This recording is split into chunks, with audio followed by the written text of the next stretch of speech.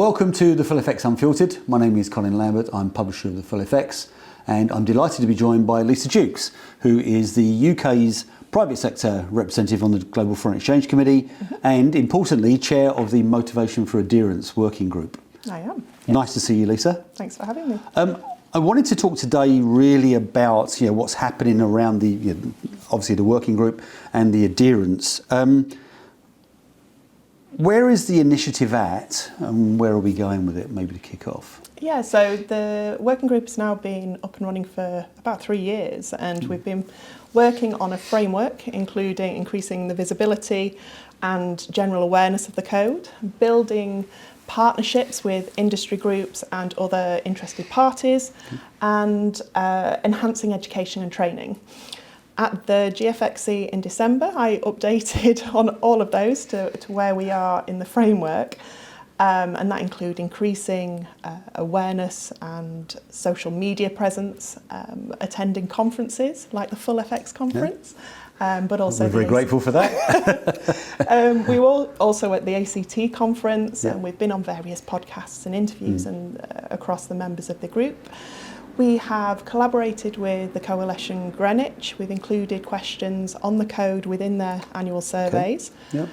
We continue to work with the CFA Institute and the ACT, and we've been discussing with the FXPA to extend the outreach and discover different perspectives on how to increase adherence. We've also developed the FX Knowledge Hub, which is designed for corporates and similar buy-side groups where FX is not the primary activity, it's a byproduct from what we do. So the content on there is really designed for users with that kind of focus. And we've also been promoting existing tools that are already available.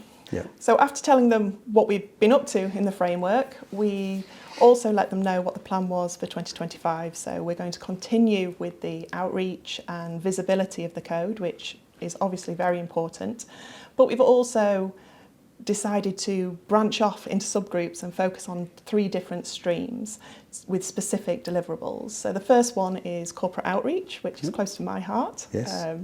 Extending the work that we've already done on the Corporate Knowledge Hub, moving into different geographies as well, to really make it a global tool. Yeah.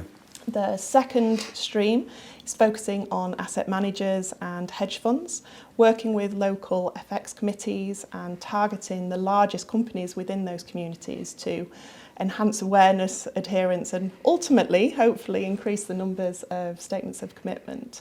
And the final work stream is education, and at the moment that's focused on creating CPD compliant webinars in coordination with the CFA Institute. And that's going well, but we've also explored the ACI's impressive ELAC tool, which focuses on training and compliance. Yeah, I mean, I think the corporate knowledge tool in particular is interesting to me because I think one of the things I hear a lot in the past has been, as you say, FX isn't really our core business. But they're doing enough, aren't they? I think maybe that's the message we've got to get across.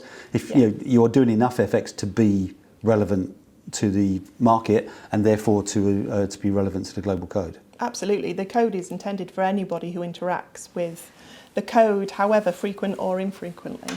Yeah, you mentioned obviously the 3 working streams. My impression is that adherence is growing still. Obviously, we had the initial surge when the code was first released. There seems to be a surge often when there's a review issued. But it does seem adherence is growing. Where is it growing? Is it still predominantly the banks and asset managers? So absolutely, adherence and awareness is growing. We're now well above 1,300 signed statements of commitment. But also what we're witnessing is market participants are using, adhering and utilising the principles within their policies without making that public. So that's positive as well. Very difficult to track. Yes. But it's also very positive. As you'd expect, a significant proportion of the signed statements are banks. Yeah. But for the buy side, asset managers are really leading the way, followed by corporates. And those that have signed are really seeing the benefits of the code, that it's the best practice, and it demonstrates a stronger investment in governance and the standards it holds themselves to, and really demonstrating to stakeholders that they are invested in good governance, and it goes quite a long way to building trust and also contributes to the market. Which I think is probably the key point there, isn't it? Because I think in the past we've always had this little section going, well, it's a sell-side tool for a sell-side problem. Mm-hmm. We need trust on both sides of this, and the buy side does play a hugely important role in that. So that's very similar to some of the key themes I hear in the corporate space as well. So it's intended for the sell side, or FX isn't my business, or it's just another regulation. And that's why it's so important that the working group focuses on visibility, awareness, education and training to really get everybody over all of these misconceptions. The code is intended for anyone who interacts with the wholesale FX markets. However frequently or infrequently, it's not just for sell side, it's not just for the banks. It offers guidelines to promote integrity, transparency and professionalism. It's not regulation, and I will say that a lot. Yes, and I think it's important we get that across. Yeah, absolutely. And I see it as there to supplement or complement your existing processes and procedures. And in turn, that helps promote an effective functioning FX market. Which I think is important to the hedge funds anyway, isn't it? So is this really where the tools that have already been developed can come in handy that the GFXC offers? Yeah, there are some really key tools that I would recommend everyone either firstly looking at the code or to look at regularly, and one in particular is the self-assessment proportionality tool that was developed by a working group of the GFXC a couple of years ago now. And it's in a decision tree format, so it guides you through a number of questions to assess which principles apply and which don't for your size and interaction, and then you can use that to frame how you apply the code and the proportionality. Obviously on the proportionality tools or the tools available to prospective code adoptees, what are the obstacles that you are typically come across when it comes to I guess that first stage of adoption? You know, do people truly understand proportionality, for instance? Probably not. So the proportionality tool is great. It gives you the principles which are likely to apply, but ultimately it's the firm's decision and assessment of what proportionality means for them in terms of their size and complexity of interaction in the market. I think I would recommend two things. Firstly, when you're thinking about proportionality, if there is a principle that feels unachievable, you really need to understand why. It might be that you're just applying proportionality not incorrectly, but not generously enough. It could very much be that actually, you're overstating this case. Correct, and the code is there to be realistic and achievable for everybody. So if you don't feel like it's achievable to you, you really need to understand why and need to reconsider the proportionality aspect. The only other thing I would say is many people think of the code as something else to adopt.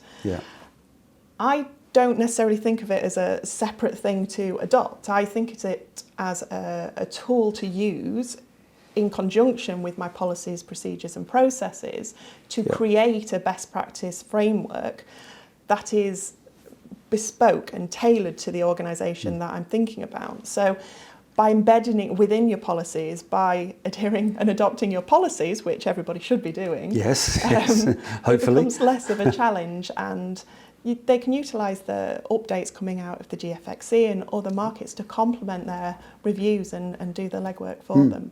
And I guess that's the important thing, is that, to just reiterate, every principle in the global code is not going to be applicable to every player. It's okay. Unless you're a big sell-side bank. But Absolutely. But I mean, they're signed. But I mean, it is actually really important to know that, yes, it's about actually adhering to those principles that do apply to you, and in a way that makes sense for your interaction with the market.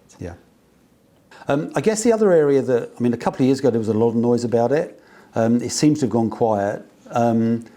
people were looking at ESG and the credit ratings agencies were looking at that. Okay, so the code could be part of that, and obviously it still can.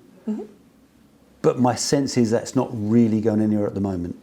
I think that's fair. So we have been progressing that within the working group and highlighting the fact that the FX code is the G in ESG where FX is concerned, and I still really think that that is the case. Whilst there has been some very good conversations, the focus on ESG seems to be moving away from governance and more towards the environmental aspect as ESG, which until that focus realigns itself or there's an additional push on the governance, I think it will continue to be challenging, but it's something that we continue to work with at the working group. The work is still ongoing there, and if we do come back to the G, you know, remember that, kids. If you remember to come back to the G, then the GFXC is ready for that. Yes, absolutely. Okay. I mean, so overall, then, Lisa. I mean, if you look across, you know, the last year and hopefully looking ahead, is there a measurable increase in awareness? You know, are we seeing more statements of commitment? Obviously, we're going to go through a renewal process now, aren't we? It's a great time to renew. Yes. Well, and what is it, about 11 months left as we record this, I suspect? Yeah. I mean, is awareness and statements of commitments still, you know, increasing? It is. I think, well, the number of signed statements of commitment continue to trickle higher. I'll use the word trickle. Yes. But I've now been on my soapbox, it feels like, for 3 years. And whilst there are still people that are not aware of the code, it seems to be less than before. The awareness, which is very difficult to track. And we are thinking in the working group of ways that we could perhaps track awareness as well as physical signed statements of commitment, which has its difficulties, as you can imagine. Yes. But it does feel like not just the FX code, but other codes of practice, like the UK Money Markets Code or similar, are getting more traction and more voices in the industry. And yeah, that is the first step, isn't it? The reality is the first step is awareness. If you're not aware of it, you're never going to be able to, you're not going to deal with the proportionality or even look at a statement of commitment. Yes. So, yeah. Well, I wish you continued luck with this, because I think the Global Code has been an important document for the market. It has solved so many issues. Still think there's issues out there, which I guess will keep people like you busy. Which is, we hate to think of anyone not being busy in this world. So thanks for updating us today, and hopefully we'll speak to you again very soon. Brilliant. Thanks for having me. Thanks everyone for watching, and we'll be back again soon.